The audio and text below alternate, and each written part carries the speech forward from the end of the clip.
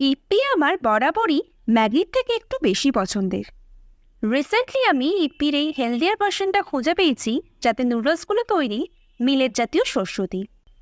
তাই আজ ভাবলাম নর্মাল ইপ্পির সাথে এই হেলদিয়ার ভার্সন ইপ্পির একটা কম্প্যারিজন করা যাক।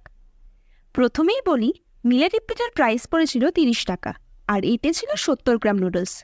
আর নর্মাল 12 টাকার ইপ্পির প্যাকেটটাতে ছিল 55 গ্রাম নুডলস। দুটোকেই আমি একদম সমান পদ্ধতিতে বানিয়েছি, আর বানানোর পর দুটোই দেখতে মোটামুটি একই লাগছিল, মানে 19 আর 20। ডিফারেন্সটা ছিল হালকা কালারের।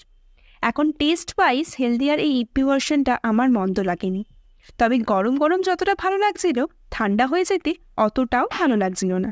আমার টেস্ট বাট যেহেতু নর্মাল ইপ্পিতেই অলওয়েজ কমফোর্টেবল, স্বাদ পরিবর্তন হওয়ায় অ্যাডজাস্ট করতে একটু তো সময় লাগছিলই। বাট ওভারঅল বেশ সস্তায় এই হেলদিয়ার ভার্সনটা টেস্টিও বটে, তাই এটা তোমরা টেস্ট করে দেখতেই পারো।